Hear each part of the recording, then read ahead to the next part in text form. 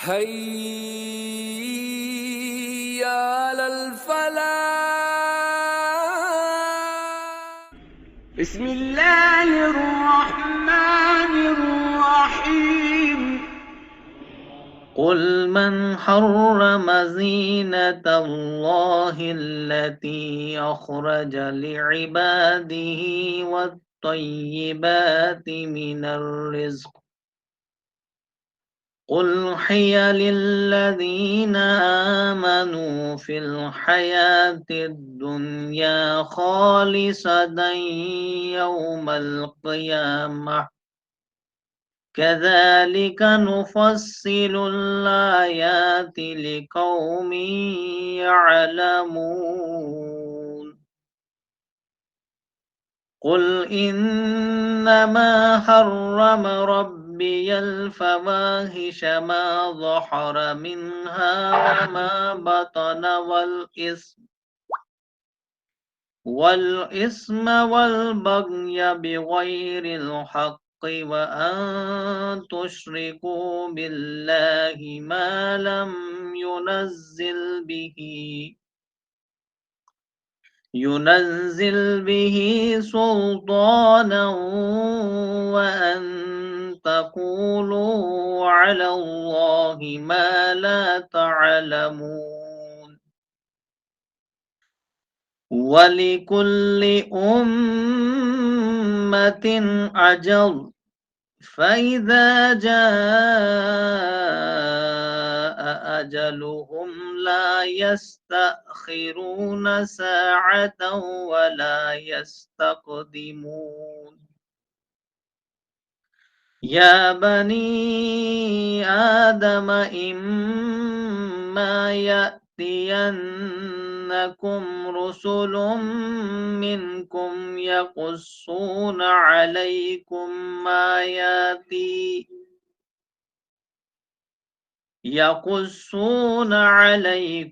ما ياتي فمن اتقى وأصلح فلا خوف عليهم ولا هم يحزنون والذين كذبوا بآياتنا واستكبروا عنها أولئك أصحاب النار هم فيها خالدون صدق الله العظيم رب اشرح لي صدري ويسر لي أمري واحلل عقدة من لساني يفقهوا قولي ربنا ظلمنا أنفسنا وإن لم تغفر لنا وترحمنا لنكونن من الخاسرين آمین یا رب العالمین۔ معزز و مکرم ناظرین و ناظرات، السلام علیکم ورحمۃ اللہ وبرکاتہ۔ سورۃ الاعراف کا آج رکو نمبر 4 زیر مطالعہ ہے۔ الحمدللہ ابھی تک آپ نے سورۃ الانعام تک جو ہے مکمل دروس سماعت فرمائے ہیں، اور الحمدللہ ہم نے سورۃ الاعراف کا آغاز چند دن پہلے کیا ہے۔ آج اس کا رکو نمبر 4 ہے، اور اس کی 4 آیات میں نے آپ کے سامنے تلاوت کی۔ ان کی مختصر سی تفسیر آپ کے سامنے پیش کرنے کی کوشش کی جائے گی انشاءاللہ۔ مولانا امین حسن اصلاحی رحمۃ اللہ علیہ نے اپنی تفسیر میں لکھا ہے سورۃ الاعراف کے حوالے سے کہ یہ انذار والی سورت ہے، مطلب اس میں اللہ تعالی نے اپنے بندوں کو بار بار آخرت کی یاد دہانی کی تلقین کی ہے، آخرت کو یاد دلایا ہے، انجام بد یا انجام کار کا نتیجہ جو نکلتا ہے اس کو یاد دلایا ہے، اس کی طرف ان کی جو توجہ ہے منعطف کرائی ہے، کیونکہ یہ مکی صورت ہے، مکہ میں نازل ہوئی ہے، اور مکہ میں آپ سب کو معلوم ہے کہ مشرکین مکہ جو تھے وہ اللہ کے ساتھ شریک ٹھہراتے تھے. اس کا مطلب سب سے بڑا جرم جس کا وہ ارتکاب کرتے تھے وہ شرک ہے. اور اس شرک کے ساتھ بے شمار بہت ساری برائیوں میں مشرکین مکہ جو ہے وہ ملوث تھی. مکہ جو کعبہ جو اللہ کا گھر ہے وہ مکہ میں موجود تھا، لیکن انہوں نے ہر اعتبار سے حدود سے تجاوز کیا تھا. کعبہ اللہ کا گھر تھا، امڈ امڈ کے لوگ آتے تھے حج کرنے کے لیے، لیکن انہوں نے اس حج کے ساتھ بھی بے شمار رسومات، بےہدہ رسومات، بلکہ ہم کہیں گے شرمناک رسومات جو ہے اس کو اٹیچ کیا ہوا تھا. تو یہاں تک آتا ہے روایات میں کہ کعبہ کا طواف جب یہ لوگ کرتے تھے ننگے ہو کر کرتے تھے، اور یہاں تک آیا ہوا ہے کہ سیٹیاں بجاتے تھے، ڈول ڈمکے جو ہے وہ سب کچھ بجاتے تھے اور کعبہ کا طواف کرتے. یہ ننگا ہونا اور ننگا ہو کر طواف کرنا یہ ایسے ایک عبادت سمجھتے تھے، اور کہتے تھے کہ ہمارے مذہب کا ایک اہم رکن ہے کہ ہم جس مذہب کو فالو کر رہے ہیں. وہ یہ نہیں کہتے تھے کہ ہم شرک کرتے ہیں، بلکہ جس مذہب کو ہم فالو کرتے ہیں اس مذہب کا ایک اہم رکن ہے کہ ہم نے ان بے خدا حرکات اور سکانات کو کرنا ہی کرنا ہے. اور اس طرح سے انہوں نے بے شمار ایسے کچھ خود ساختہ احکامات جاری کیے تھے. وہ اونٹ کھانا ہے، یہ اونٹ کھانا ہے، یہ چیز لگانی ہے، یہ چیز نہیں لگانی ہے. ایک چیز کو خود ساختہ طور پر حرام قرار دیتے تھے اور دوسری شے کو خود ساختہ طور پر حلال قرار دیتے تھے. گویا کہ وہ حلال اور یا تحریم اور تحلیل کے ٹھیکیدار خود بنے ہوئے تھے. جو ان کے جی میں آتا تھا کہ یہ چیز حلال قرار دے جانی چاہیے اس کو حلال، جس کی کوئی سند اور جس کی کوئی مطلب اللہ نے دلیل اتاری نہیں ہوتی. تو اس طرح سے مطلب المختصر وہ ہے وہ جملہ برائیوں میں ملوث تھے. تو اس سورۃ الانعام میں اللہ تعالیٰ نے ان کی اصلاح کی ہے. ہر برائی جو ہے ان کے سامنے بیان کی ہے ان کی، کہ تم یہ برائی کرتے ہو، اس برائی کو چھوڑ دو اور اس کے بدلے یہ طریقہ اختیار کرو. یہ جو نبی تمہارے پاس بھیجا گیا ہے اس کی پیروی کرو، اس کے کہے ہوئے راستے کے مطابق اپنی زندگی کو ڈھالو. اب یہ جو آیت جو ہے ہم پڑھیں گے ابھی، آیت نمبر 32 ہے. اس میں اللہ تعالیٰ فرماتے ہیں کل من حرم، کہہ دیجئے نبی اکرم صلی اللہ علیہ وسلم، من حرم، کس نے حرام کیا ہے، زینت اللہ التی، زینت کو، اللہ التی، اس زینت کو جسے اللہ نے پیدا کیا، جسے اللہ نے بنایا، اخرج اور نکالا اللہ نے، لعبادہ اپنے بندوں کے، والطیبات اور صاف ستھری چیزیں، من الرزق کھانے کی. میں نے اب ابتدا میں کہا وہ لباس بھی نہیں لگاتے تھے، اس کو انہوں نے حرام قرار دیا ہوا تھا کہ کعبہ کا طواف کرنا ہے تو ہمیں ننگے ہو کے کرنا ہے. کچھ لوگ عورتیں بھی کیا کرتی تھی، روایت میں یہاں تک بھی آیا. تو بہت ساری کھانے پینے کی چیزوں کو بھی انہوں نے حرام قرار دیا. اللہ تعالیٰ نے جو ہے ان کی سخت تنقید کی قرآن مجید میں کہ دیکھیے نبی اکرم صلی اللہ علیہ وسلم ان لوگوں کو سمجھائیے، تم کون ہوتے ہیں تحلیل اور تحریم کرنے والے، تم کون ہوتے ہو کسی شے کو حلال کرنے والے اور کسی شے کو حرام کرنے والے. یہ اللہ کی ذات ہے، اس کا حق ہے وہ کس چیز کو حرام قرار دے کس چیز کو حلال قرار دے، وہ اس کا حق ہے. اور تمہارے ذریعے سے یہ جو تحریم اور تحلیل کا پورا نظام جو ہے ان کو دیا جا رہا ہے، اس لیے تمہیں ان کو لا محالہ تمہاری پیروی کرنی ہے. اگر بات سمجھنے کی ہے، لا محالہ تمہیں ان کی پیروی کرنی ہے، اس رسول اکرم صلی اللہ علیہ وسلم کی پیروی کرنی. اور رسول رحمت صلی اللہ علیہ وسلم کو فرمایا جا رہا ہے ان کو بتا دیجئے دے یہ کون ہوتے ہیں، ان کی کیا حیثیت ہے کہ یہ کسی شے کو حلال قرار دے کسی شے کو حرام قرار دے. جیسے کہ آج بھی ہمارا معاملہ یہی ہے، اللہ بچائے، کیونکہ قرآن مجید جو ہے یہ تا قیام قیامت تک کے لوگوں کے لیے ہدایت نامہ ہے۔ اس لیے ہمیں ہر آیت کی روشنی میں اپنے جو سٹیٹس ہے، پریزنٹ سٹیٹس جو ہوتا ہے، ہمارا جو موجودہ معیار ہوتا ہے زندگی گزارنے کا، اس پہ نظر دوڑانی چاہیے قرآن کی روشنی میں۔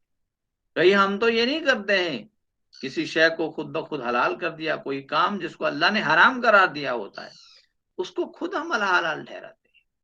اب یہاں پر جو ہے خصوصی طور پر اگر جو تعویل خاص جسے آپ کہیں گے، وہ تو زینت اللہ التی، ملبوسات اور وغیرہ جو مفسرین نے لکھا ہے کہ وہ چیزیں جو ملبوسات میں آتی ہے، مطعومات میں آتی ہے، یا مشروبات میں آتی ہے، کھانے پینے کی چیزیں ہیں، لگانے کی چیزیں ہیں، لباس وغیرہ کے متعلق ہیں، کہ ان کو بے دلیل جو ہے انہوں نے خلاف شرع سمجھ کے رکھا ہے، یہ چیزیں حرام سمجھ کے رکھا ہے ان لوگوں نے۔ تو آپ فرما دیجئے نبی اکرم صلی اللہ علیہ وسلم، اللہ کے پیدا کیے ہوئے کپڑوں کو جو اس نے اپنے بندوں کو استعمال کے لیے پیدا کیے کے واسطے بنائی ہے، اور کھانے پینے کی چیزوں کو جس کو اللہ نے ان لوگوں کے لیے پیدا کیا ہے، انہیں کس شخص نے حرام کیا ہے؟ یہ کس کی مجال ہوئی کہ اس کو حرام کرا دے؟ تو میں بات کر رہا تھا ہمیں اپنے آپ پر بھی دیکھنا چاہیے، تعویل عام کے طور اگر اس پہ دیکھا جائے تو کئی ہم وہ کام جو حلال اللہ نے ان کو حرام قرار دیتے ہیں، مطلب پریکٹیکلی کہتے تو نہیں ہے، پریکٹیکلی ہم کر کے دکھاتے ہیں۔ رشوت لینا حرام ہے، ہم لے رہے ہیں، اس کو حلال بنا ہوا ہے۔ کہ بہت سارے لوگ ایسے ہوتے ہیں، ایک بار ایک آدمی تھا، اس نے مجھے کہا الحمدللہ خود لوگ چل کے آ جاتے ہیں رشوت دینے، خود لوگ چل کے آتے ہیں، پر ان سے بڑا تھا، میں ان کو بتا بھی دیا، لیکن وہ جان بوجھ کے وہ کہتا تھا کہ الحمدللہ یہ اللہ کی دین ہے، سب کچھ سارے لوگ خود بخود ٹیبل پہ آ جاتے ہیں۔ تو وہ اس کو شکر ماں کرتا تھا اللہ، وہ اللہ کی دین اسے سمجھتا تھا، گویا کہ اس نے خود ساختہ طور پر اب اس کو حلال ٹھہرا۔ جب انسان برائی میں حد سے تجاوز کرتا ہے نا، وہ خود برائی کو اپنے لیے حلال قرار دیتا ہے، یہ اب حلال ہے میرے لیے، اب جائز ہے، کیونکہ اگر جائز نہیں ہوتا، حرام ہوتا، اللہ نے مجھے پکڑنا تھا، اللہ نے مجھے پکڑا کیوں نہیں، وہ ڈھیل کیوں دیتا ہے مجھے؟ یہ جو ہے انسان گویا کہ شیطان اس کی نفسیات، اس کی ذہانت اور فطانت کا اغوا کرتا ہے۔ اللہ تعالیٰ فرماتے ہیں کہ من الرزق، کھانے پینے کی چیزوں میں بھی جو ہے انہوں نے حلال اور حرام کا جو نظام خود ساختہ بنایا ہوا ہے، کس نے ان کو اجازت دی؟ قل کہہ دیجئے نبی اکرم صلی اللہ علیہ وسلم، یہ للذین آمنوا فی الحیات الدنیا، یہ سب چیزیں جو حلال یہ اللہ کے لیے، یہ ایمان والوں کے لیے ہے۔ یہ جو نعمتیں جو ہیں جن کو اللہ نے پیدا کیا ہے، نعمتوں کو، یہ اصل میں ایمان والوں کے لیے ہے، ان کی زندگی کے لیے ہے، دنیا کی زندگی میں خالصتاً یوم القیامہ، اور قیامت کے لیے تو ان کے لیے مخصوص ہو جائیں گے۔ مفسرین نے اس میں بحث کی ہے کہ دیکھیے یہ انعام جو انہیں مل رہا ہے اللہ کی طرف سے، اب بات وہی آ رہی ہے کہ میں نے کہا کہ ہم جو ہے خود ساختہ طور پر کسی چیز کو حلال اور حرام قرار دیتے ہیں، پھر کہتے ہیں اللہ نے ہم پر کوئی زجر و توبیخ، یا جس کو ہم کہتے ہیں کوئی ہمیں پکڑا کیوں نہیں، کوئی روکا کیوں نہیں ہے؟ بہت سارے لوگ جو ہے یہ کہتے ہیں۔ تو ہمیں کھانا کیوں مل رہا ہے، ہمیں رزق کی فراوانی ہمارے گھروں میں کیوں ہے؟ اللہ تعالیٰ فرماتے ہیں اصل میں جو اللہ تعالیٰ نے جو نعمتیں دی ہیں، رزق کی، کھانے پینے کی اشیاء جو دی ہیں تمہیں سب لوگوں کو، اس لیے اس کے اصلی حقدار اس کے فرما بردار بندے، مومن بندے ہیں۔ لیکن پروردگار نے اس میں سے جو دوسرے نافرمان لوگ ہیں، جو اللہ کی فرما برداری نہیں کرتے ہیں، جو اللہ کی مخالفت کرتے ہیں، جو اللہ کی بغاوت کرتے ہیں، ان کو بھی اللہ تعالیٰ جو ہے اس میں سے ایک حصہ دیتا ہے، وہ بھی کھاتے ہیں۔ حالانکہ یہاں دیکھا جاتا ہے کہ جو لوگ اس معاملے میں حلال اور حرام کے معاملے میں کوئی قاعدہ اپناتے نہیں ہیں، کوئی نظام اپناتے نہیں ہیں، جو قرآن نے پیش کیا ہے، جو قرآن نے مقرر کیا ہے، ان کے ہاں تو زیادہ رزق کی فراوانی ہوتی ہے، وہ دن بدن آئے دن ترقی کرتے جاتے ہیں، اور خود یہی اس گمان میں مبتلا ہوتے ہیں کہ اللہ ہم سے خوش ہے، اللہ ہم سے راضی ہے۔ تو اللہ تعالیٰ فرماتے ہیں کہ اصل حقدار مومن ہے، لیکن اب سب کو دیا جا رہا ہے، یہ اللہ کی شان ہے رزق میں۔ کیونکہ جب حضرت ابراہیم علیہ السلام نے دعا مانگی پروردگار سے کہ پروردگار جو میری نسل ہوگی آگے، جو تیرے ماننے والے ہوں گے، پہلے تو دعا کی کہ یا اللہ ان کو بھی امام بنائے گا، تو سوال کیا، اللہ نے کہا نہیں. جو اس میں فرما بردار ہوگی، پھر رزق کی فراوانی کی دعا کی. اس میں سارے لوگ شامل ہیں.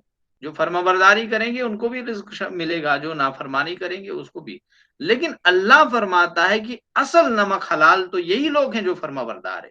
یہ نمک حراموں کا حق ہے ہی نہیں اللہ کے کھانے پر، لیکن مل رہا ہے، یہ اللہ کی شان ہے، اس کو دے رہا ہے، کیونکہ یہ دنیا آزمائش ہے، اللہ نے آزمانا ہے. یہ رزق دیا جا رہا ہے، جیسے ان کے ہاں رزق کی فراوانی وہ کہتے ہیں اللہ کی طرف سے ہے. اللہ ہم سے خوش ہے، جو ہمیں مرضی آئے گی ہم کریں گے. حلال اور حرام کی کوئی تمیز جو ہے وہ ہم نہیں کریں گے، کوئی فرق کرنے کی ہم کوشش نہیں کریں گے. اللہ تعالیٰ فرماتے ہیں کہ دیکھیے یہ جو کھانے پینے کی چیزیں جو ہے، اصل نعمتیں یہ جو ہے ایمان والوں کو اس میں سے حصہ ہے. اور اللہ تعالیٰ نے آخرت میں جو ہے خاص طور پر انہی کے لیے رکھا ہے. گویا کہ جو نافرمان ہوں گے اسی رزق کی وجہ سے کل آخرت میں پکڑے جائیں گے، اسی مال و دولت کی وجہ سے کل آخرت میں پکڑے جائیں گے. لیکن جو فرمانبردار بندے ہوں گے ان کی کوئی پکڑ نہیں. حسابًا یسیرا ہوگا، ان کو جنتوں میں داخل کیا جائے گا. کذالک نفصل الآیات، اس طرح سے مفصل بیان کرتے ہم آیات کو، تفصیل کے ساتھ اپنی اپنی نشانیوں کو بیان کرتے ہیں، اپنی آیات کو، اپنے احکامات کو واضح کرتے ہیں. لقوم یعلمون، ان لوگوں کے لیے، اس قوم کے لیے، ان لوگوں کے لیے جو جانتے ہیں، جو سمجھتے ہیں، جو سمجھنے کی کوشش کرتے ہیں، ان کے لیے جو ہے اللہ تعالیٰ فرماتے ہیں کہ ہم ان کے لیے آیات جو ہے تفصیل سے جو ہے بیان کرتے ہیں. ان لوگوں کے لیے جو علم رکھتے ہیں، جو علم حاصل کرنے کی کوشش کرتے ہیں. گویا کہ قرآن مجید جو تفصیل سے بیان کیا گیا ہے، یہ قرآن مجید بالکل واضح پیغام ہے. اس سے فائدہ وہی لوگ حاصل کرتے ہیں جو سمجھنے کی تڑپ رکھتے ہیں، جو کوشش کرتے ہیں. دیکھیے الحمدللہ آپ سب حضرات کلاس میں بیٹھتے ہیں یا اس طرح سے جو ہے آپ قرآن کا مطالعہ کرتے ہیں، آپ کوشش کرتے ہیں سمجھنے کی. آپ کو زیادہ سے زیادہ قرآن کے ساتھ لگاؤ جو ہے وہ پیدا ہوگا، آپ زیادہ سے زیادہ قرآن کو سمجھ سکتے ہیں. اللہ تعالیٰ قرآن کو سمجھنے کے تمام راستے تم سب کے لیے آسان کر دے گا، کیونکہ آپ کے پاس جو ہے ذوق ہے، شوق ہے. تو یہ ذوق اور شوق ہونا جو ہے یہی ہدایت کی وجہ بنتی ہے. اگر یہ ذوق اور شوق نہیں ہوگا کوئی ہدایت نہیں بس حاصل ہو سکتی. پھر اللہ تعالیٰ فرماتے ہیں قل، کہہ دیجئے، انما حرم ربی الفواحش، کہ میرے رب نے تو حرام قرار دیا ہے. انما حرم، میرے ربی الفواحش، میرے رب نے حرام قرار دیا ہے الفواحش، بے حیائی کی باتوں کو، بے شرمی کی باتوں کو. ما ظہرا، خواہ وہ اعلانیہ ہوں، وہ ظاہر ہوں، وہ کھلم کھلا ہوں، منہا ان میں سے، وما بطنا، خواہ وہ چھپی ہوئی. تو اللہ تعالیٰ نے جو ہے یہاں پر فرمایا ہے، دیکھیے اب جو پہلی آیت تھی فرمایا تم یہ کھانے پینے کی چیزوں کو، ملبوسات کو، مطعومات کو، مشروبات کو خود بخود جو ہے حلال اور حرام قرار دیتے ہو. کس نے تمہیں جو ہے یہ حق دیا ہے؟ لباس کے معاملے میں تم نے جو ہے ایسے خود ساختہ جو ہے وہ احکامات جو ہے جاری کیے ہوئے. اللہ نے تمہیں لباس دیا ہے، لگائیں، اچھا سا لباس لگائیں، اللہ تعالیٰ کا شکر ادا کریں. ایک بار نبی اکرم صلی اللہ علیہ وسلم کے سامنے آپ صلی اللہ علیہ وسلم فرما رہے تھے، ایک صحابی نے سوال کیا کہ اچھا لباس پہننا کیا استکبار کی، تکبر کی علامت نہیں؟ اللہ کے نبی صلی اللہ علیہ وسلم نے فرمایا نہیں، اللہ خوبصورت ہے اور خوبصورتی کو پسند کرنا ہے. مومن پاک اور صاف ہونا چاہیے. اور دوسری حدیث میں آیا ہے کہ اللہ تعالیٰ کے جو بندہ ہے، نیک بندہ ہے، اسے اللہ تعالیٰ کی نعمتوں کا اظہار کرنا چاہیے کہ پروردگار نے اس کو نعمتیں دی ہے. اسے اچھا لباس پہننا چاہیے، خوبصورت لباس پہننا چاہیے. اور نماز کے معاملے میں تو اسے بہت ہی صحیح اور صاف اور شفاف لباس پہن کے جو ہے مسجد میں جانا. اس لیے فقہاء کرام نے جو ہے کیا لکھا ہے، بعض لوگ جو ہے وہ آج ایسا لباس ہم پہنتے ہیں جو بے ادبی کے زمرے میں آتا ہے. وہی لباس پہن کے ہم آفس نہیں جاتے ہیں، لیکن اللہ کی مسجد میں ہمیں وہی لباس پہننے میں کوئی وہ دقت محسوس نہیں ہوتی ہے.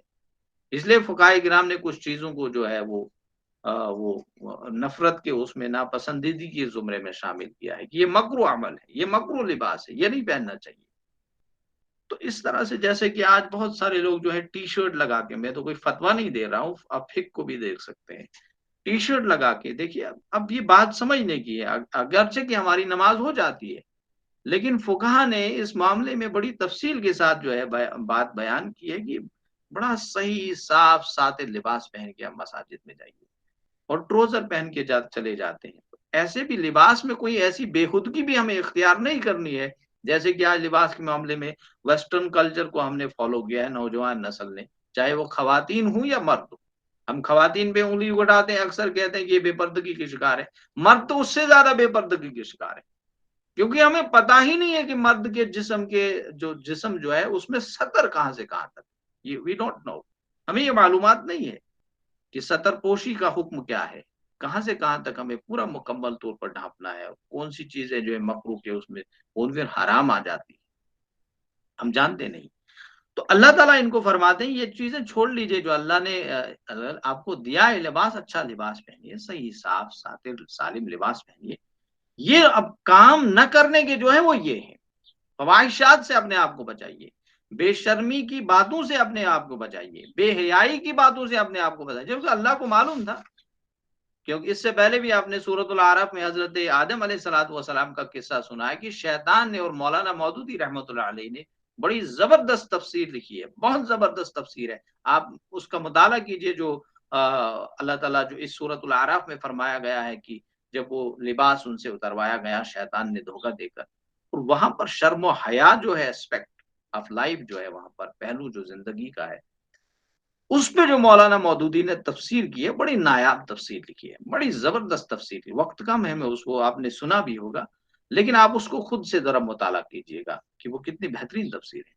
جب انسان کا لباس اتر جاتا ہے، شیطان نے لکھا ہے کہ انسان کے مطلب شخصیت میں سب سے کمزور شے یہی ہوتی ہے، اور اسی پہ شیطان جو ہے حملہ کرتا ہے، بے حیائی کی طرف انسان۔ اب انسان کو دیکھیے، اس وقت بھی لباس پہ اٹیک، لباس تو اتر گیا، وہاں پر بھی اللہ کا فضل ہوا، لیکن آج بھی شیطان نے انسان کو لباس اتروایا ہے۔ مغرب میں دیکھ لیجئے، مغرب میں تو تھوڑی سی گرمی ہو جاتی ہے، پورا لباس اتار دیتے ہیں، وہاں پر بے شرمی اور بے حیائی کی انتہا جو تھی وہ بھی کراس کر چکے ہیں، وہ ضمیر جو انسان کے اندر ہوتا ہے بے حیائی کے معاملے میں وہ بالکل مر چکا ہے، کوئی مطلب انہیں احساس نہیں ہوتا ہے کہ ہم جو ہے اتنے ننگے پتنگے پھر رہے ہیں۔ تو اللہ تعالیٰ نے فرمایا کہ اللہ تعالیٰ فرماتے ہیں کہ حرام قرار دیا ہے پروردگار نے بے حیائی کی تمام باتوں کو، چاہے وہ باتیں ہو یا چاہے چیزیں ہو۔ بے حیائی کی باتیں، چیزیں جس کو آنکھوں، جو انٹرنیٹ مفسرین نے لکھا ہے کہ انٹرنیٹ کے ذریعے سے آج جو بے حیائی کا رجحان عام کیا جا رہا ہے، انٹرنیٹ کے ذریعے سے تو بے حیائی کی ایک دنیا قائم کی گئی ہے، گھر بیٹھے بے حیائی دنیا کے نظارے ہماری 90% سے زیادہ نوجوان جو ہے وہ کرتے ہیں۔ پھر ظاہر سی بات ہے، ہوا سے باختہ تو ہونا ہے، خودکشی تو ان لوگوں نے کرنی ہے، کریں گے کیا؟ آج پوری دنیا پریشان ہے کہ what is to be done، کیا کیا جانا چاہیے، کچھ پتہ نہیں لگتا ہے۔ پوری دنیا، ایک تو کھانے پینے کی، کسی نے بڑی زبردست بات لکھی ہے، انسان جو آج کا ہے یا تو وہ پیٹ کے پیچھے ہے، یا نفسانی خواہشات یا شہوانی خواہشات کی تکمیل کرنے کی پیچھے، بس دو ہی چیزیں اس کی جو ہے ضروریات زندگی میں۔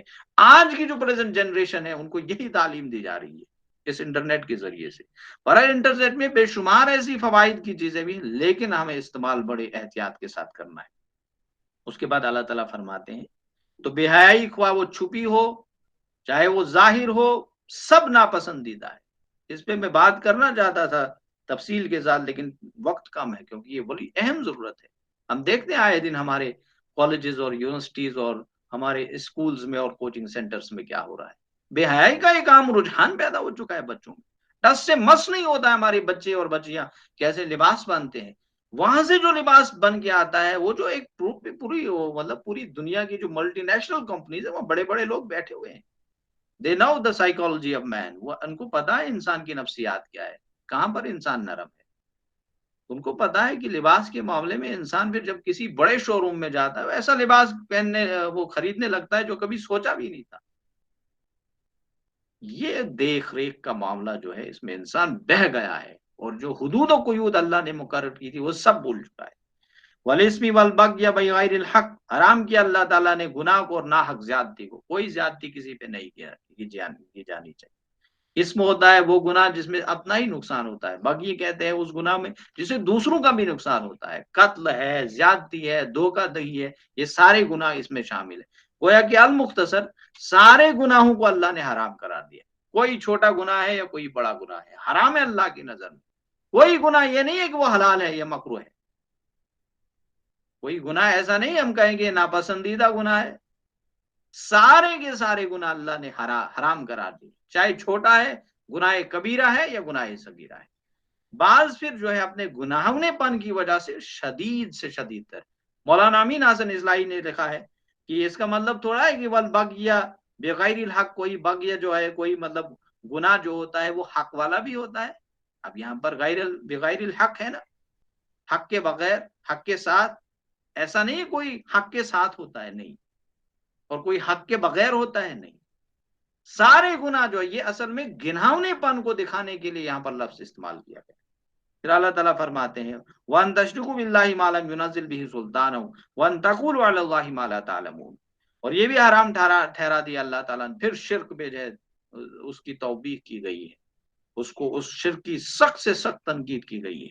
شرک بہت بڑا جرم ہے، اکثر آپ نے اس پہ جو ہے سنا ہوگا، ہمارے جو مقررین آتے ہیں کہ اللہ کے ساتھ تم شریک نہ ٹھہراؤ، یہ حرام ہے، جس کے لیے اللہ نے کوئی سند نہیں اتاری، کوئی دلیل نہیں اتاری، کوئی لاجک نہیں ہے۔ تم جو ہے اللہ کا جو نظام ہے جس میں اللہ کریٹر ہے، آپ دوسری چیزوں کو لے کے اس میں فٹ کرتے ہو، اس سے پورا نظام جو ہے اس دنیا کا، کائنات کا نظام درہم برہم ہو جاتا ہے۔ لیکن تمہیں ہوا کیا ہے کہ تم اللہ کے ساتھ شریک تمہیں کرنا ہی کرنا ہے، کبھی ستاروں کو لیتے آتے ہو، کبھی سیاروں کو لے آتے ہو، کبھی پہاڑوں کو، کبھی مورتیوں کو، کبھی پتھروں کو، کبھی سانپوں کو، یہاں تک یہ اللہ تعالیٰ جو ہے ایسی اقوام بھی دنیا میں ہے جنہوں نے جو ہے شرم گاہوں تک کو اللہ کے ساتھ جو ہے شریک کیا۔ یہ انسان کا کتنی مطلب یہ کتنا گر جاتا ہے انسان جب شرک کرتا ہے۔ ایسی بھی قومیں آج بھی موجود ہیں، انسان جب گر جاتا ہے وہ کہاں تک پہنچ جاتا ہے، اپنے معیار سے جب گر جاتا ہے اپنے آپ کو بھول جاتا ہے، اپنی جو عزت ہوتی ہے اس کو بھی نیلام کر دیتا ہے کھلم کھلا۔ شرک انسان کو کسی کا کچھ کہیں کا نہیں رکھتا ہے۔ جس قوم میں شرک زیادہ ہوگی وہ بے حیائی، بے شرمی، تمام گناہوں میں سب سے زیادہ بڑھ چڑھ کر ہوگی، اس میں وہاں پر کوئی حلال اور حرام کی تمیز نہیں، ان کا اخلاق مردہ ہو جاتے ہیں جو شرک کرے گی۔ وَلِكُلِّ أُمَّةٍ أَجَلٌ، ہر قوم کے لیے ایک وقت متعین ہے، ٹھیک ہے۔ اب اللہ تعالیٰ جو ہے پھر یہاں سے جب اللہ تعالیٰ فرماتے ہیں کہ جب بھی کسی قوم کی طرف کوئی رسول آتا ہے تو ایک مقرر وقت تک جو ہے اس قوم کو مہلت جو ہے میسر ہوتی ہے کہ وہ اس مدت مہلت سے فائدہ اٹھاتے ہوئے اپنے رسول کی دعوت پر لبیک کہے، اس کی مانے اور صحیح راستے پر آ جائے۔ آج اس کے بعد اللہ تعالیٰ فرماتے ہیں کہ فَإِذَا جَاءَ أَجَلُهُمْ لَا يَسْتَأْخِرُونَ سَاعَةً وَلَا يَسْتَقْدِمُونَ، پھر جب ان کا وہ مقرر وقت آ جائے گا تو ایک نہ گھڑی پیچھے، ایک نہ ساعت پیچھے آ سکتی ہے، نہ وہ آگے بڑھ سکتے ہیں۔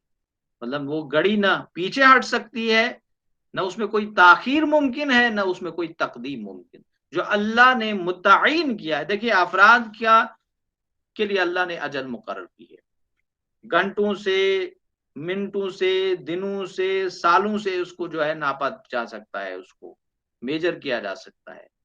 اور جب انسان کا وقت مقررہ آ جاتا ہے، موت اس کی آ جاتی ہے، ایک سیکنڈ کا فرق بھی نہیں، ایک مائکرو سیکنڈ کا، ایک نینو سیکنڈ کا فرق نہیں ہوتا ہے۔ جو اللہ نے وقت مقرر کیا ہے یا جگہ مقرر کی ہے اللہ تعالیٰ نے اس کی موت کے لیے، نہ وہ جگہ تبدیل ہوتی ہے نہ وقت تبدیل ہوتا ہے، اور اس میں کوئی فرق نہیں ہوتا ہے، انسان جو ہے اس کا خاتمہ ہو جاتا ہے۔ اقوام کے لیے تھوڑا ڈیفرنٹ معاملہ ہے، تو یہ ذرا سمجھنے کی کوشش کریں گے کہ حضور صلی اللہ علیہ وسلم کی بعثت کے بعد مکہ میں جو ہے یہی معاملہ رہا۔ وہاں پر دیکھیے اس سے پہلے جس قوم کے لیے بھی اللہ تعالیٰ نے اپنے نبیوں کو بھیجا، جیسے سورۃ الفرقان میں اللہ تعالیٰ فرماتے ہیں فدمرناہم تدمیرا، پھر ہم نے بری طرح ان اقوام کو ہلاک کر کے دیا ہے. پھر تفصیل بیان کی جا رہی ہے. پھر حضرت نوح علیہ السلام کی مثال دی جا رہی ہے. اس کی قوم نے جو ہے کذبوا بآیاتنا، ہماری آیات کو جو ہے اس کی تکذیب کی. فاغرقناہم، ہم نے غرق کر دیا. وقوم عادا ثمودا، پھر قوم عاد آئی، سمود آئی، ان کے بیچ میں جو قومیں آئی یا قومیں والوں کی قوم جو وہاں پر موجود تھی اس کو اللہ نے ہلاک کر دیا. فدمرناہم تدبیرا، کیونکہ ایک اجل تھا، ایک مقرر وقت تک ان کو دعوت دی جا رہی.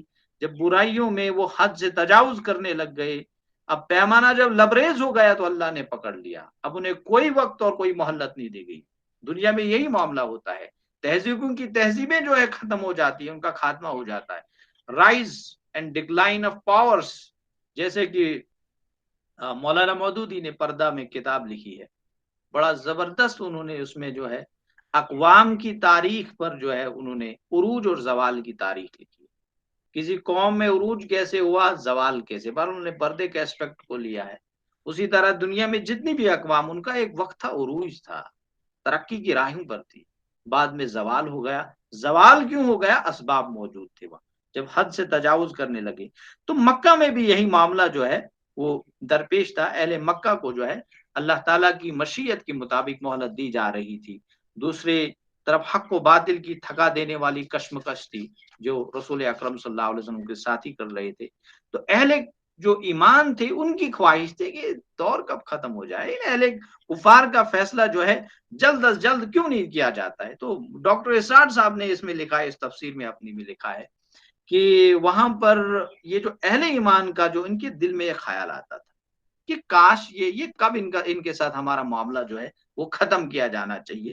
تو اللہ تعالیٰ نے فرمایا کہ تمہاری بات درست ہے، لیکن ہماری حکمت کا تقاضا یہ ہے کہ ہم نے جس رسول کو بھی بھیجا ہے، اس قوم کی طرف بھی بھیجا، ایک مقرر وقت تک بھیجا ہے.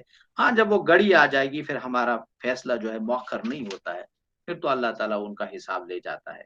اس کے بعد اللہ تعالیٰ پھر فرماتے ہیں، اب یہ جو بات سورۃ البقرہ میں بھی آئی ہے، آخری آیت ہے، کہ جیسے کہ وہاں پر آدم علیہ السلام کو نکال دیا گیا، پھر فرمایا وہاں پر اللہ تعالیٰ نے فَإِمَّا يَأْتِيَنَّكُم مِّنِّي هُدًى فَمَن تَبِعَ هُدَايَ فَلَا خَوْفٌ عَلَيْهِمْ وَلَا هُمْ يَحْزَنُونَ. تو یہاں پر بھی پھر فرمایا وَالَّذِينَ كَفَرُوا وَكَذَّبُوا بِآيَاتِنَا أُولَٰئِكَ أَصْحَابُ النَّارِ هُمْ فِيهَا خَالِدُونَ. یہاں پر بھی یا بنی آدم اِمَّا يَأْتِيَنَّكُمْ رُسُلٌ مِّنكُمْ يَقُصُّونَ عَلَيْكُمْ آيَاتِي. اے بنی آدم، جب تمہارے پاس رسول آئیں گے تمہارے پاس اور ہماری آیات تمہیں سنائیں گے، فَمَنِ اتَّقَىٰ وَأَصْلَحَ فَلَا خَوْفٌ عَلَيْهِمْ وَلَا هُمْ يَحْزَنُونَ. پھر جو تم میں سے تقوی اختیار کرے گا اور اپنی اصلاح کرے گا، آخرت میں ان کے لیے کوئی غم نہیں ہوگا، کوئی کسی بھی خوف سے وہ دوچار نہیں ہوں گے. وَالَّذِينَ كَذَّبُوا بِآيَاتِنَا وَاسْتَكْبَرُوا عَنْهَا أُولَٰئِكَ أَصْحَابُ النَّارِ هُمْ فِيهَا خَالِدُونَ. یہ وہی بات ہے اوپر جو آ رہی تھی، وَالَّذِينَ كَفَرُوا وَكَذَّبُوا بِآيَاتِنَا أُولَٰئِكَ أَصْحَابُ النَّارِ. سورۃ البقرہ میں بھی اس کی تفسیر آپ نے سنی ہوگی، مختصر، اور یہ آسان سی بات ہے سمجھنے کی، کہ جو ہماری آیات کو جھٹلائیں گے اور تکبر کی بنا پر انہیں رد کریں گے. اہل مکہ کرتے تھے، آج بھی لوگ کرتے ہیں. اولئک اصحاب النار، یہی لوگ جو ہے اصحاب نار ہے، جہنم میں جانے والے ہیں، ہم فیہا خالدون، جہاں پر وہ ہمیشہ ہمیشہ کے لیے رکھیں گے. تو اللہ تعالیٰ سے ہم دعا کرتے ہیں کہ پروردگار جو ہے ہمیں سوچنے اور سمجھنے کی توفیق عطا فرمائے، اور جو وقت مقررہ ہمارے لیے اللہ تعالیٰ نے مقرر کیا ہے، جو ایک اجل جو ہے اللہ نے ہمارے لیے متعین کیا ہوا ہے، اس میں ہم صحیح کام کریں. وہ اصلاح جو یہاں پر لفظ استعمال ہوا ہے کہ ہم اپنی اصلاح کریں، تو اللہ تعالیٰ سے دعا کرتے ہیں کہ پروردگار ہمیں اپنی اصلاح کرنے کی توفیق عطا فرمائے، اور اپنی اصلاح کرنے کے ساتھ ساتھ اپنے احباب و اقربا، دوستوں اور اپنی فیملیز کی بھی اصلاح کرنے کی توفیق عطا فرمائے. الحمد للہ رب العالمین، والصلاة والسلام علی سید الانبیاء والمرسلین. اعوذ باللہ من الشیطان الرجیم، بسم اللہ الرحمن الرحیم. فمن اظلم ممن افترى على الله كذبا او كذب بآياته أولئك أولئك ينالهم نصيبهم من الكتاب حتى إذا جاءتهم رسلنا يتوفونهم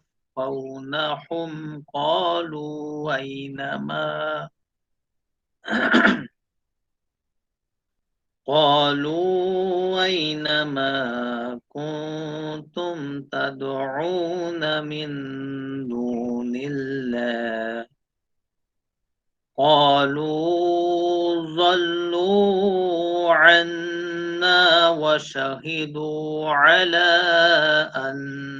أنفسهم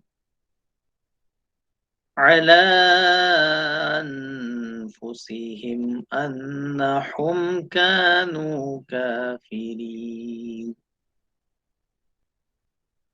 قال ادخلوا في قد خلت من قبلكم من الجن والإنس في النار كلما دخلت أمة لعنت أختها حتى إذا اداركوا فيها جميعا قالت أخراهم لأولاهم ربنا هؤلاء أذلون فآتهم عذابا ضعفا من النار قال لكل ضعف ولكن لا تعلمون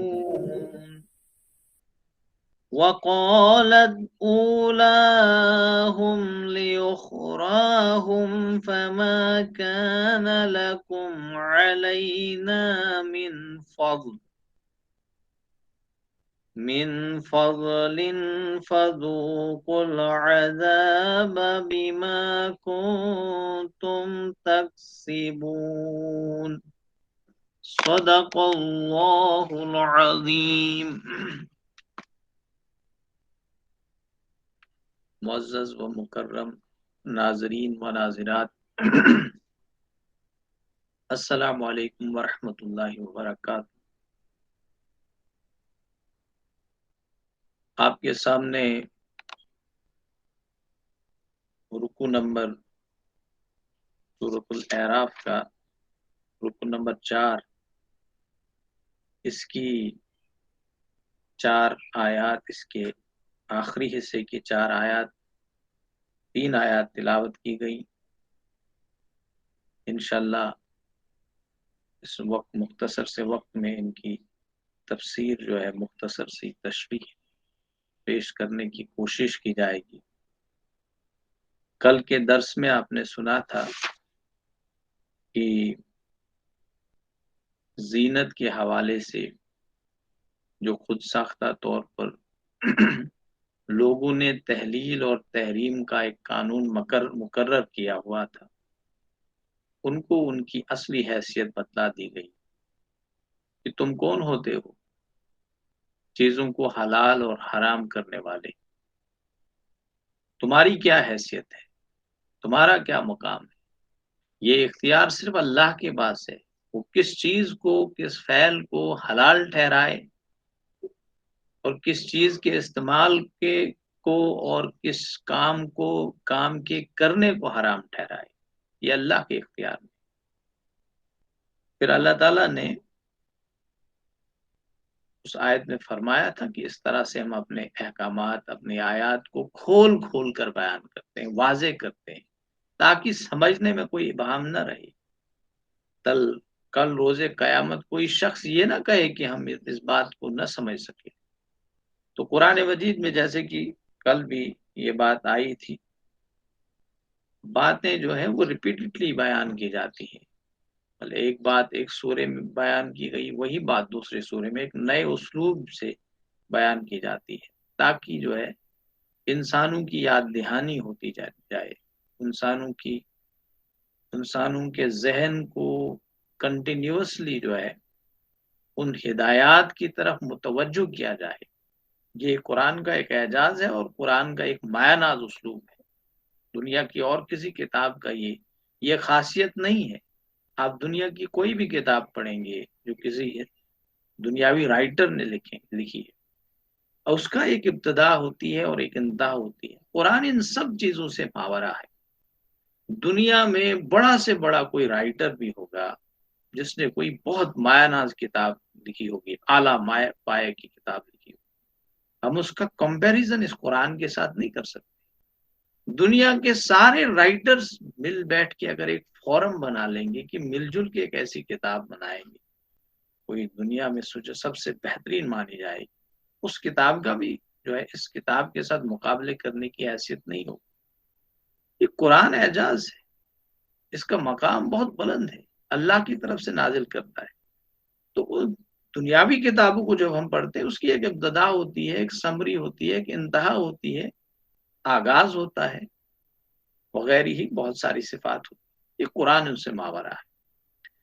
تو وہاں پر ایک بات جو پہلے کی جاتی ہے، اس کو اگر ریپیٹڈلی دوبارہ سے کہیں بیان کیا جائے تو وہ نقص مانا جاتا ہے اس کتاب کہ رائٹر صاحب جو ہے بار بار ایک ہی بات جو ہے بیان کر رہے ہیں، کیونکہ انسان جو ہے یہ اس کی مطلب اس میں نہیں ہے کہ وہ قرآن کا یہ اعجاز ہے، یہ تو اللہ ہی ہے جس نے ہر بات کو اگر ریپیٹ کیا ہے ایک نئے اسلوب سے، ایک نئے ہی انداز سے اس بات کو بیان کیا، جس کا ذکر کل توصیف صاحب نے بھی کیا تھا۔ تو پھر اس کے بعد اللہ تعالیٰ نے فرمایا تھا کہ دوسری آیت جو اس کے بعد تھی، کہہ دیجئے کہ یہ جو حرام اور حلال والا نظام یہ اللہ کی طرف سے اس کو اختیار ہے، اس کا حق ہے۔ اللہ نے جو چیزیں حرام کی ہیں پھر وہ گنوائے، فواحش ما ظہر منہا وما بطن، پھر والاسم والبغی بغیر الحق اور شرک۔ اس کے بعد اللہ تعالیٰ نے ایک قانون جو ہے اس کو واضح کیا تھا، ہر انسان کے لیے بھی اللہ نے ایک مقرر وقت اس دنیا میں رکھا ہے، اس ساعت سے جب اس نے اللہ تعالیٰ نے دیکھے لوح محفوظ جو ہے، کہتے ہیں کہ اللہ تعالیٰ نے 50,000 سال پہلے اس کائنات کی تخلیق سے 50,000 سال پہلے اس پوری کائنات کی تقدیر جو ہے ایک رجسٹر میں لکھ دی ہے۔ اللہ نوز بیٹر، وہ سب کچھ جانتا ہے آگے کیا ہوگا، اس نے اس کو لوح محفوظ کہتے ہیں، اسی میں قرآن مجید بھی موجود ہے۔ کہتے ہیں کہ ہر ایک شخص کی پوری ہر شے کی جو ہے وہاں پر تقدیر کی گئی۔ تو اسی طرح سے اللہ تعالیٰ نے ہر انسان کی اس دنیا میں کتنے لمحات، کتنے گھنٹے، کتنے دن، کتنے سیکنڈ، کتنے سال اس نے یہاں پر گزارنے اللہ نے لکھا ہے، کوئی ایک ساتھ آگے پیچھے نہیں۔ لیکن قوموں کا معاملہ تھوڑا مختلف ہے، اللہ تعالیٰ نے ان کی بھی ایک میعاد مقرر کی ہے، ان کا بھی ایک خاتمہ ہوتا ہے، قومیں بھی مر جاتی ہیں، قوموں کا عروج بھی ہوتا ہے، قوموں کا زوال بھی ہوتا ہے۔ گویا کہ ہم کہیں گے سلطنتیں بنتی بھی ہیں، سلطنتیں بگڑ بھی جاتی ہیں، اقوام عروج بھی پاتی ہیں اور اقوام زوال پذیر بھی ہوتی ہیں۔ تو ایک قانون اللہ تعالیٰ نے وہاں پر بھی مقرر کیا ہوا ہے کہ یہ فیصلہ مجھے کب کرنا ہے، کس قوم کو کب اوپر لینا ہے، کس قوم کو کب نیچے کرنا ہے۔ قرآن مجید میں مختلف مقامات پر اللہ تعالیٰ نے اس ضمن میں مطلب ایسے اصول بتلائے ہیں کہ انسان جب ان پہ غور کرتا ہے، تلکل ایام نداولها بین الناس، آج جو اقوام دنیا میں چھائی ہوئی ہیں، دنیا میں تکبر کر رہی ہیں، مظلوم و ظلم ڈال رہی ہیں، زیادتیاں کر رہی ہیں، انسانوں کے حقوق دبا رہی ہیں، کل وہ کہیں پر نہیں ہوگی۔ جیسے کہ سورۃ البقرہ میں اللہ تعالیٰ فرماتے ہیں کہ اللہ تعالیٰ ایک قوم کو ہٹاتا ہے اور دوسری قوم کو لاتا ہے، یہ دوسری قوم وہاں پر لفظ دفع استعمال ہوا تاکہ فساد کو ختم کیا جائے۔ جب ایک قوم فساد کی اس دہلیز تک پہنچ جاتی ہے جو آخری حدود ہوتے ہیں، مطلب اتنا فساد کرتی ہے، وہ اب حد سے بھی کراس کر جاتی ہے، اللہ تعالیٰ اس کو پکڑتے ہیں۔ آپ تاریخ کھول کے دیکھ لیجئے، ایک وہ زمانہ بھی تھا جب فرعون کا دبدبا تھا، ایک وہ زمانہ بھی جب نمرود کا دبدبا تھا، ایک دور جدید کی بات کی جائے ہٹلر کا دبدبا تھا، انگلینڈ کا دبدبا تھا، برطانیہ کا دبدبا تھا۔ اس سے پہلے کی بات کی جائے گی رسول اکرم صلی اللہ علیہ وسلم کی بعثت کی، اس دور میں دیکھیے پرشین امپائر کا دبدبا تھا، رومن امپائر کا دبدبا تھا، کہیں پر نہیں ہے۔ اس سے پہلے اگر اینٹیکویٹی میں جائے گا، الیگزینڈر دی گیٹ یونانیوں کا دبدبا تھا، پوری دنیا ڈرتی تھی ان لوگوں سے۔ وہ سب جو ہے تاریخ کا ایک حصہ بن چکے، آج ان کا کوئی مقام نہیں ہے، آج تو صرف ہم تاریخ کی کتابوں میں ان کو پڑھتے ہیں۔ تو اللہ نے ایک قانون مقرر کیا ہے، وہ ڈھیل دیتا ہے، کسی کو عروج بھی دیتا ہے، پھر پکڑتا ہے، اسے زوال پذیر بھی کرتا ہے۔ تو یہ انسان کی بڑی حماقت ہوگی، جس انسان کو یا جس قوم کو یا جس فرد کو جب عروج حاصل ہوتا ہے، اگر اسے وہ دائمی عروج سمجھ بیٹھے کہ اب میں ہی ہوں۔ لیکن انسان کو قرآن نے کہا ہے کہ یہ بہت جلد بھولنے والا ہوتا ہے، اسے بھول جاتا ہے، بڑا عجلت بازی کرتا ہے، مطلب جلد بازی سے کام لیتا ہے، صبر سے کام نہیں لیتا ہے۔ تو انسان جو ہے جلد بازی میں کہتا ہے، جب اسے کوئی چیز حاصل ہوتی ہے وہ ساری حدود پھلانگنا شروع کر دیتا ہے، ایسے کام شروع کر دیتا ہے، برے کام، جو آگے جو ہے نسل در نسل در چلتے رہتے ہیں۔ اس کے بعد والی آیات، پھر آیات جو اللہ تعالیٰ فرماتے ہیں کہ جو ہماری آیات کو جھٹلائیں گے، استکبار کریں گے، ان کے لیے جہنم ہے۔ اب یہ آیت جو ہے اللہ تعالیٰ فرماتے ہیں فمن ازلم، اللہ تعالیٰ فرماتے ہیں کہ تم میں سے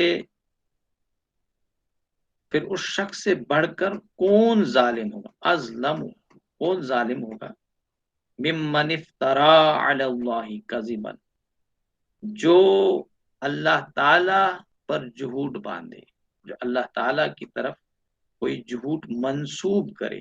اللہ تعالیٰ فرماتے ہیں اس شخص سے بڑا ظالم کیا ہو۔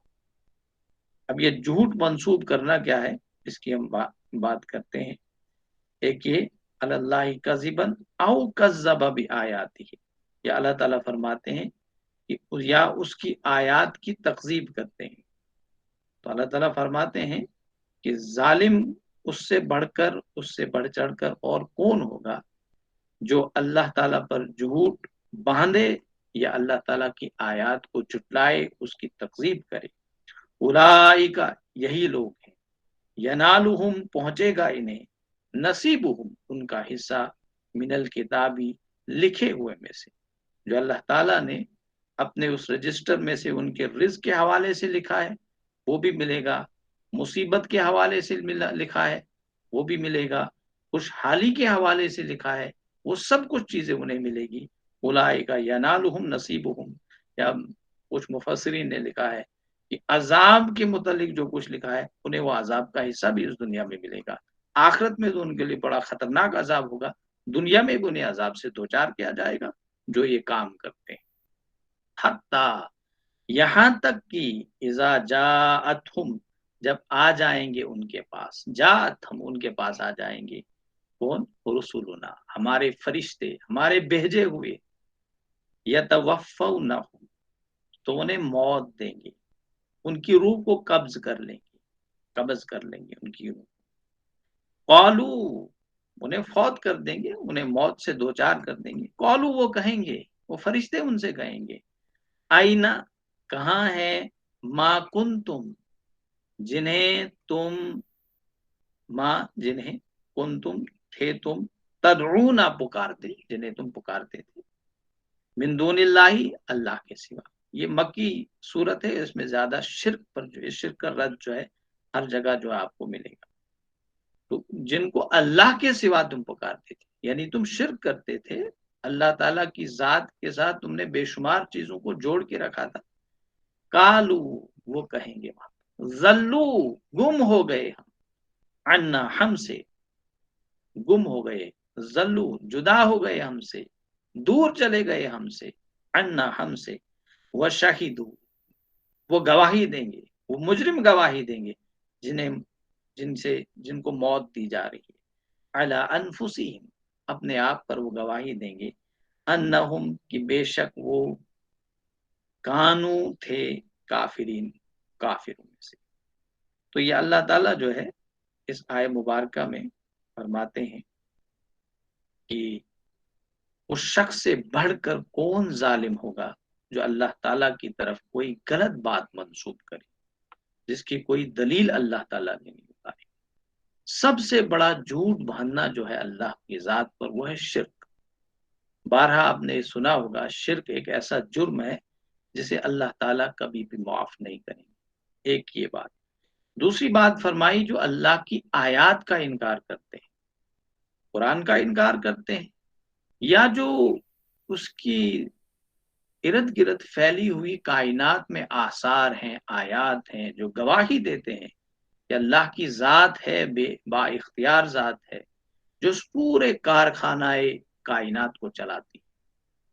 یہ ممکن ہی نہیں ہو سکتا ہے کہ یہ کائنات خود سے چلے، لیکن دنیا کے لوگوں نے دنیا میں مختلف اقوام میں اوہام پرستی میں مبتلا ہو کر اتنے ایسے شدید قسم کے شرک جو ہے وہ قائم کیے ہیں جنہیں انسان پڑھ کے یا ان کے متعلق سوچ کے اس کے انسان کے رونگٹے کھڑے ہو جاتے۔ جیسے کہ میں نے آپ کو کل بھی عرض آپ سے کی تھی، دنیا میں کچھ ایسی اقوام بھی ہے جو انسان کی شرمگاہ کی عبادت کرتے ہیں، اس کو خدا مانتے ہیں۔ یہ کتنا بڑا شرک ہے۔ تو اسی لیے شرک کیونکہ اللہ تعالیٰ کی ذات میں داخل کیا جاتا ہے یا اس کی صفات میں داخل کیا جائے، کسی بھی قسم کا شرک، کوئی شریک و سہیم اللہ کے ساتھ کھڑا کیا جائے، اللہ کو بہت ناپسند ہے۔ اللہ تعالیٰ فرماتے ہیں کہ سب سے بڑا ظالم، سب سے بڑا نافرمان، سب سے بڑا مکار اور سب سے بڑا باغی بندہ وہی ہو۔ اللہ تعالیٰ فرماتے ہیں کہ جو کچھ اللہ نے لکھا ہے رزق بھی اسے ملے گا جتنا اس کی تقدیر میں اللہ نے اس کے لیے رزق بند نہیں کیا جائے گا۔ اللہ نے اس کے لیے جو رزق کا معاملہ لکھا ہے وہ ان کے کفر کی وجہ سے، ان کی شرک کی وجہ سے منقطع نہیں ہوگا، بلکہ دنیاوی زندگی میں وہ انہیں معمول کے مطابق ملتا رہے۔ تو یہ اس کا ذکر جو ہے سورہ بنی اسرائیل میں بھی آیا ہے اسی مضمون کا۔ تو اس کے بعد اللہ تعالیٰ فرماتے ہیں کہ جب ہمارے فرشتے ان قسم کے لوگوں کے پاس ان کی موت جو ہے ان کو موت سے دوچار کرنے کے لیے آتے ہیں تو وہ ان سے پوچھتے ہیں کہاں گئے وہ تمہارے لوگ جن کو تم پکارتے تھے۔ یہ مضمون جو ہے جا بجا قرآن میں آپ کو ملے گا اور خصوصاً مکی صورتوں میں ملے گا، کیونکہ مشرقین مکہ جو تھے وہ بتوں کو جو ہے پوجتے تھے۔ آج بھی دنیا میں بہت ساری اقوام ایسی جو بتوں کو پوجتی ہے۔ اللہ تعالیٰ ان سے پوچھے گا جن بتوں کو تم پوجتے تھے وہ کہاں ہیں، جن معبودوں کو تم نے گھڑ کے رکھا ہے وہ کہاں ہے۔ حضرت برا بن عازب رضی اللہ تعالی عنہ صحابی رسول ہیں، وہ روایت کرتے ہیں کہ ہم نبی اکرم صلی اللہ علیہ وسلم کے ساتھ اب جو بد انسان ہوتا ہے، بدکار انسان ہوتا ہے، مشرک انسان ہوتا ہے، فاجر انسان ہوتا ہے، کافر ہوتا ہے، اس کی جب موت آتی ہے وہ بڑے ہی بہیمانہ طریقے سے آتی ہے، بہت ہی خطرناک طریقے سے اس کی موت جو ہے قبض اس کی روح کو قبض کر لیا جاتا ہے۔ وہ فرماتے ہیں کہ ہم نبی اکرم صلی اللہ علیہ وسلم کے ساتھ انصار کی کسی آدمی ایک انصاری صحابی تھی، ان کے جنازے کے لیے نکلے تو ہم قبرستان پر جب پہنچے تو ابھی قبر کھودی نہیں گئی تھی۔ رسول اکرم صلی اللہ علیہ وسلم جو ہے اس جگہ کے ایک جگہ بیٹھ گئے تو ہم بھی آپ کے ارد گرد بیٹھ گئے۔ ہم ایسے بیٹھ گئے کہ جیسے ہمارے سروں پر پرندے بیٹھے ہوئے، بالکل خاموشی کے ساتھ، توجہ کے ساتھ نبی رحمت صلی اللہ علیہ وسلم کی بات سننے کے لیے وہ بالکل تیار تھے کہ آپ صلی اللہ علیہ وسلم کیا فرماتے ہیں۔ تو رسول اکرم صلی اللہ علیہ وسلم نے آپ کے ہاتھ میں ایک چھڑی تھی، تو آپ اس چھڑی کے ساتھ زمین کو کورید رہے تھے، تو آپ نے سر اپنا مبارک اٹھایا تو آپ نے 2 یا 3 مرتبہ جو ہے فرمایا کہ قبر کے عذاب سے پناہ، قبر کے عذاب سے پناہ، قبر کے عذاب سے پناہ۔ پھر آپ صلی اللہ علیہ وسلم نے فرمایا کہ جب کافر دنیا کو چھوڑ کر جاتا ہے، جب اس کا وقت آخر آتا ہے نافرمان بندے کا، اس لیے ہر لمحہ جو بھی انسان کو ملتا ہے اس میں توبہ کر لینی چاہیے۔ گناہ ہر شخص سے ہوتے ہیں، گناہ ہر شخص سے ہوتے ہیں۔ اللہ تعالیٰ فرماتے، ایک دوسری حدیث قدسی ہے، اللہ تعالیٰ فرماتے ہیں میرے بندے हदीस कुदसी नहीं है, रसूल अकरम सल्लल्लाहु अलैहि वसल्लम से किसी सहाबी ने सवाल किया, या रसूलुल्लाह सल्लल्लाहु अलैहि वसल्लम, अगर एक बंदा जो है उससे ये गुनाह हुआ हो, क्या अल्लाह माफ करेगा? या जिना हुआ होगा, माफ करेगा अल्लाह ताला? माफ, फला गुनाह होगा, अल्लाह ताला माफ, सब गुनाह माफ कर दे, यहां तक कि आसमान के बराबर भी गुनाह होंगे, वो सब गुनाह माफ कर दे, बशर्ते कि अल्लाह से दुआ मांगी जाए, तौबा किया जाए। तो रसूल अकरम सल्लल्लाहु अलैहि वसल्लम ने फरमाया, जब एक काफिर इस दुनिया को छोड़कर आखिरत की तरफ जा रहा होता है तो आसमान की तरफ से सियाह चेहरे वाले फरिश्ते नाजिल किए जाते हैं, उनके हाथ में बदबूदार बोरी बोरी होती है।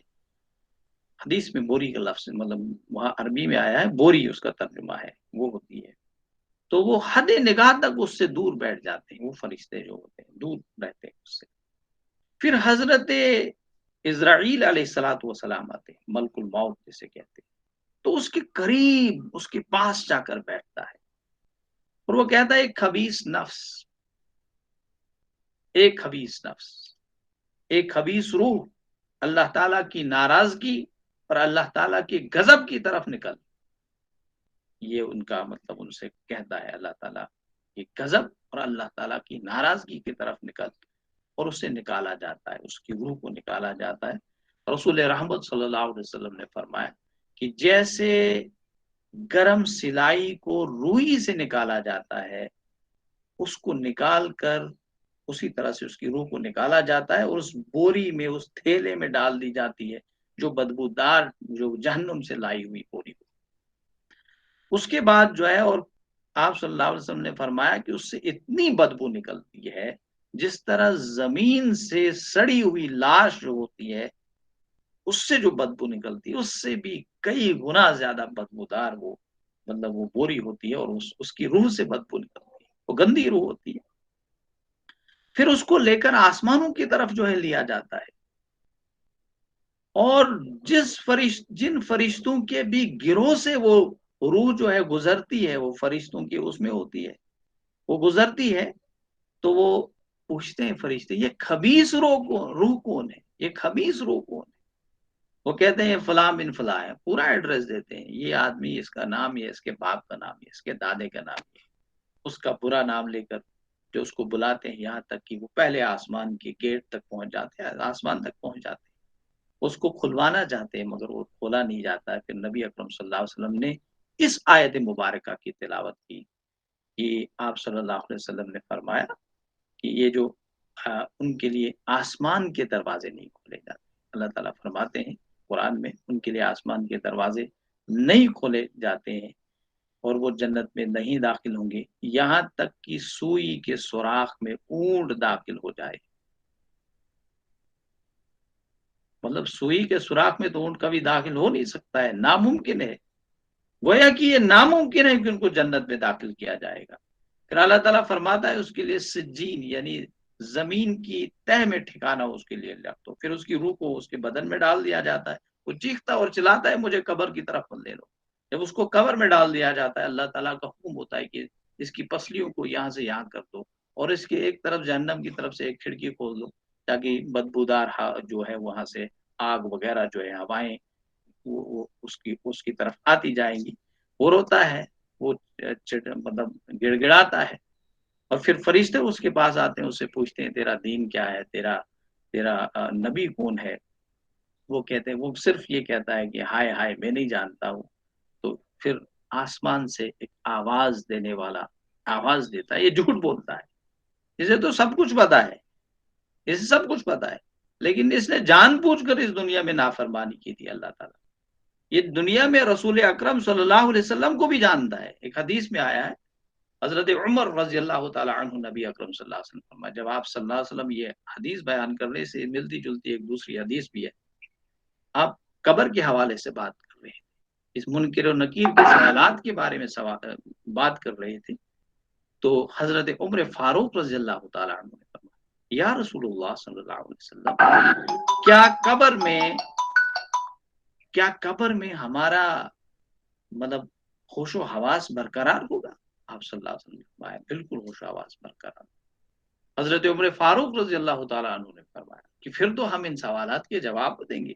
ये देखिए, ये प्रेपरेशन था। मतलब हजरत उमर फारूक रजी अल्लाह ताला अन्हु या दीगर सहाबा किस कदर मतलब प्रिपरेशन कर रहे थे अपनी कब्र में उन सवालात के जवाब देने के लिए। क्या प्रिपरेशन का क्या मतलब उनका अंदाज था, कितनी कितनी फिक्र होती थी उन लोगों को कि हमें जो है अल्लाह के सामने जाकर सवालात का जवाब देना है।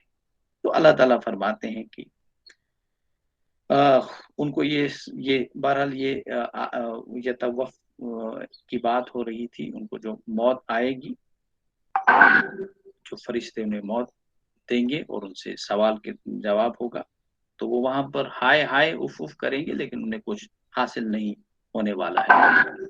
फिर अल्लाह ताला फरमाएंगे, अब जब जहन्नुम में दाखिल किया जाएगा, अल्लाह ताला उनसे फरमाएंगे क़ालत खुलू, वो फरमाएगा दाखिल हो जाओ, अल्लाह ताला फरमाएगा दाखिल हो जाओ, फी उममिन, जमातों में, गिरोहों में, कद खलत, बित्तहकीक जो गुजर चुकी हैं, मिन कब्लिकुम, तुमसे पहले, मिनल जिन्नी वल इंसी, इंसानों में से और जिन्नों में से, फिन नारी, आग में। अब अल्लाह ताला उन्हें जहन्नुम में दाखिल करेगा, और जहन्नुम में ऑलरेडी जिन्नात होंगे, इंसान होंगे, क्योंकि कुरान अल्लाह ताला फरमाता है कुरान में, वमा खलक़तुल जिन्ना वल इंसा इल्ला लियअबुदून।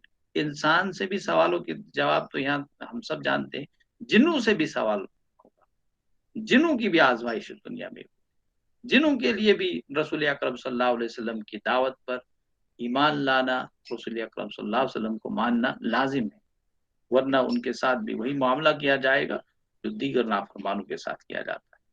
तो जिनों में भी अच्छे जिन भी होते हैं, फरमाबरदार जिन भी होते हैं, नाफरमान जिन भी होते हैं, बुरे जिन भी होते हैं, तो दोनों की अकसाम वहां पर मौजूद। यहाँ तक कि हदीस में आया है जिनों में ज्यादा नाफरमान जिन शामिल होते हैं इंसानों के मुकाबले में। तुमसे पहले जिन्नो इंस में से जो आग में डाले गए होंगे तो उनको भी दाखिल कर दिया जाएगा। कुल्लमा, जब कभी, दखलत, दाखिल होगी, उम्मतुन, कोई जमात, अब कोई नाफरमानों की जमात जब जहन्नुम में दाखिल कर दी जाएगी, लानत, लानत करेगी वो, उख्तहा, अपने भाइयों को, अपनी जो दूसरी जो उनकी जमात ऑलरेडी वहां पर मौजूद होगी जहन्नुम में जो जल रही होगी, तो वो उन पर लानत करेंगे, मलानत करेगी। गोया कि एक जमात दूसरी जमात पे लानत और मलानत करेगी। उसके बाद अल्लाह ताला फरमाते हैं हत्ता इज़ा इज़्ज़त दारकू, जब वो, यहाँ तक कि जब वो जमा हो जाएंगे, फीहा, इसमें, जमईअन, सब के सब, सारे लोगों को, जहन्नमियों को जमा कर दिया जाएगा जहन्नुम में एक साथ। औलत कहेगी उखराहुम, एक जमात, पिछली जमात, लिउलाहुम, अपनी अगली जमात से, रब्बना, अब अल्लाह से कहेंगे वो, ए हमारे रब, हाउलाई, ये लोग वो हैं, अजल्लूना, जिन्होंने हमें गुमराह किया था, फातिम, पस दे इन्हें, अजाबन, अजाब, ज़िफ़न, दुगना अजाब दे, इन्हें नारी, आग में से, कौला, वो फरमाएगा, लिकुल्लिन, हर एक के लिए, ज़िफ़ुन, दुगना है, वलाकिन ला तअलमून, लेकिन तुम नहीं जानते।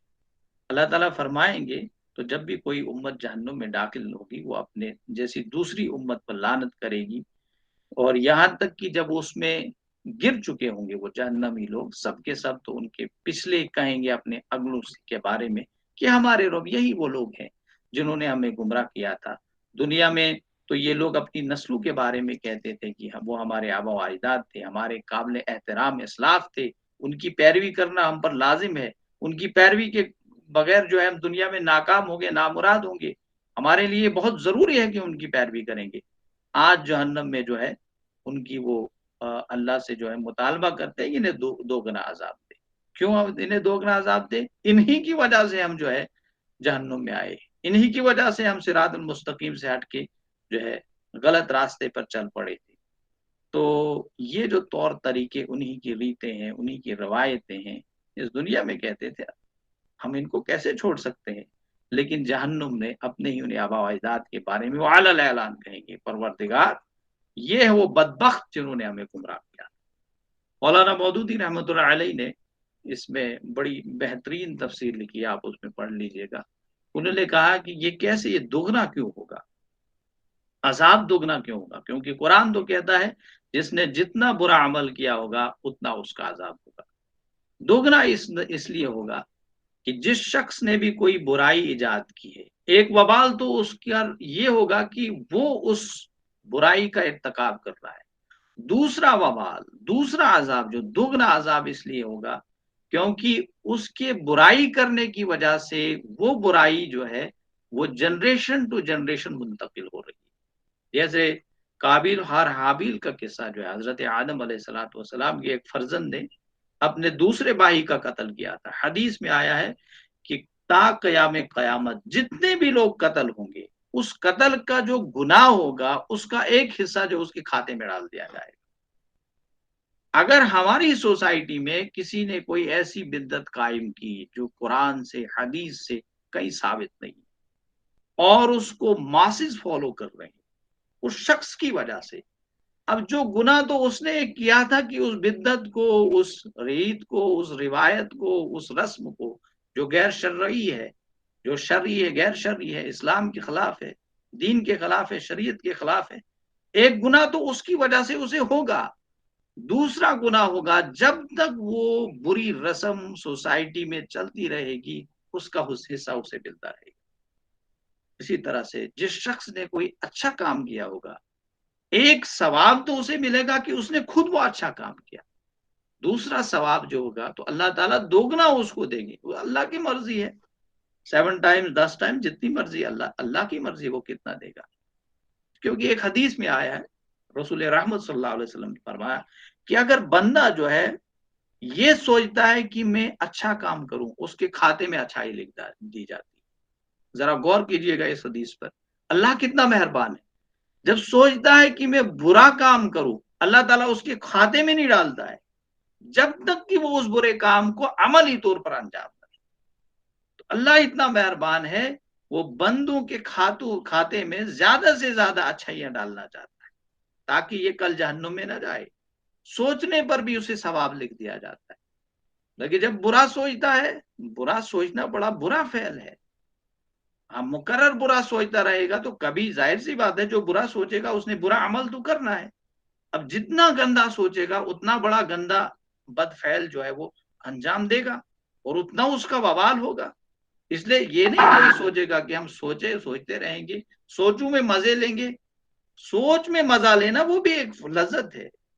ذہن میں حاشیہ خیال میں آ گیا برے کام کا، لیکن آپ برا کام نہیں کر رہے، اللہ نے وہاں پر نہیں لکھا. اللہ کو معلوم ہے یہ بندہ نہیں کرے گا. جس شخص نے سوچا پھر کیا تو ڈبل گناہ اس کو. تو یہ ہے اس آیت کا مطلب کہ یہ جو ضعف ولکن لا تعلمون کہ ان کو دوگنا گناہ ہوگا. جیسے یہ لوگ جو ہے تمہیں گمراہ کر کے آئے تھے، ان سے کہا جا رہا ہے، اب یہ اس کی یہ بھی تفسیر ہے، ویسے ہی تو تم بھی تو اسلاف بن رہے ہو نا اپنے اخلاف کے. تمہارے بعد جو نیکسٹ جنریشن آ رہی ہے وہ تمہیں فالو کر رہی ہے. جن کو تم فالو کر رہے تھے وہ اپنے پچھلوں کو فالو کر رہی ہے. یہ تو ایک سلسلہ چل رہا ہے نا. تو یہ جو نیکسٹ والی آیت ہے اس میں یہ بات کھل جائے گی، آخری آیت جو ہے. تو یہ سلسلہ وار دنیا میں اسی سے چلتا رہتا ہے کہ ایک ہم جو آج موجود ہیں یہاں پر، اگر ہم کوسیں گے، بھائی دیوے کہہ رہا ہوں، اپنے اسلاف کو، ہم بھی تو کسی نیکسٹ جنریشن کے اسلاف بننے والے ہیں، وہ بھی پھر کسی نیکسٹ جنریشن کے اسلاف بننے والے ہیں. تو گویا کہ یہ سلسلہ چلتا رہے گا. اگر ہم نے کوئی برائی کی، ہماری وجہ سے وہ برائی چل رہی ہے، ترویج پا رہی، تو ہمارا جو ہے معاملہ بڑا سخت ہوگا. وہ ہمارے کھاتے میں وہاں پر برائی ڈال دی جائے گی، اللہ بچائے. تو یہ تو ہر ایک کو اسی وقت سوچنا چاہیے جب وہ غلطی سے کام لیتا ہے، اپنی عقل سے کام نہیں لیتا ہے کہ ہم جو کام کر رہے ہیں اس کے جو پروس اینڈ کونس کیا ہوں گے، اس کے جو ہے نتائج کیا برآمد ہوں گے. ہم الٹب جو ہے قرآن اور حدیث کے بغیر کچھ ایسی بدعت بھی کھڑی کر دیتے ہیں، پھر کہتے ہیں شریعت میں موجود ہے. یا ان کو کرتے وقت جو ہے آج شادی بیاہ کی جو بے شمار رسومات ہے، بے شمار غیر شرعی رسومات ہے، شریعت کے خلاف رسومات ہے، ان کو ایجاد کر کے وہ چل رہی ہیں ہماری سوسائٹی میں. ہمیں ٹس سے مس نہیں ہو رہا ہے کہ ہم تھوڑا جو ہے اس کے بارے میں سوچیں گے. یہ برا فعل ہے جو انجام دیا جا رہا ہے. بے شمار رسومات نے ہماری سوسائٹی کو جکڑ کے رکھ دیا ہے. اور نکاح کے معاملے میں اتنا مشکل اس کو ایسپیکٹ آف لائف بنا دیا گیا ہے کہ خود جو ہے اس سے ہم دو چار ہوتے ہیں، سب لوگ، ہمارا تجربہ ہے ہم سب کا کہ کتنا ڈیفیکلٹ آج کی سوسائٹی میں اس سارے بے شمار خوشی اور غمی کے موقع پر جو کچھ بھی ہوتا ہے۔ وقالت اولاہم لاخراہم فما کان لکم علینا من فضل فذوقوا العذاب بما کنتم تکسبون، اور ان کے اگلے اپنے پچھلوں سے کہیں گے تمہیں بھی تو ہم پر کوئی فضیلت حاصل نہیں ہے، لہذا اب چکھو مزہ عذاب کا اپنے کرتوتوں کے بدلے۔ تو وہ ان سے کہیں گے جن کو وہ کوستے تھے وہاں پر، اللہ سے مطالبہ کرتے جن کو دوگنا عذاب دے، وہ گویا کہ وہاں پر وہ آپسی مکالبہ ان کا ہوگا، وہ آپس میں لڑیں گے وہاں پر، یہ جہنمی لوگ لڑائی ایک حساب سے کریں گے، بحث مباحثہ کریں گے، ایک دوسرے کو مورد الزام ٹھہرائیں گے کہ تیری وجہ سے میں جہنم میں آیا، وہ کہے گا نہیں میں تیری وجہ سے جہنم میں آیا۔ جس طرح یہاں پر کوئی غلطی ہم سے ہوتی ہے، پھر ہم کہتے ہیں کہ تو نے یہ کرائی، نہیں تو نے یہ کرائی، ایک دوسرے کو کی تنقید کی جاتی ہے، الزام تراشی کی جاتی ہے، تو ویسا ہی معاملہ ان جہنمیوں کا ہوگا۔ وہ گروہ ان کو کہے گا، جو اگلا ہوگا وہ پچھلوں سے کہے گا تم نے کون سی فضیلت اختیار کی، تم بھی تو جہنم میں داخل ہو گئے ہو۔ اس کا مطلب اگر تم جنت میں داخل ہوتے، ہم مانتے کہ تم کسی معیار کے آدمی ہو، تم ہمیں کہتے ہو ہماری وجہ سے جہنم میں داخل ہو، تو آپ کو اچھا کام تو کرنا چاہیے تھا کوئی، جس کی وجہ سے آج آپ کو جنت میں جہنم میں داخل نہیں ہونا پڑتا۔ تو یہ تھی آیات جن کی مختصر سی تفسیر آپ کے سامنے پیش کی گئی۔ اور کوئی بات جو ہے میری زبان سے تلخ یا میری زبان سے کوئی مطلب جس سے کسی کی دل آزاری ہوئی ہوگی، اللہ تعالیٰ ہم سب کو معاف فرمائے، وہ بھی معاف فرمائے۔ واخر الدعوانا ان الحمد للہ رب اللہ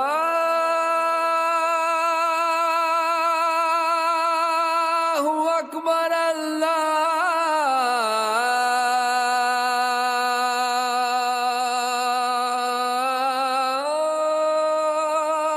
اکبر۔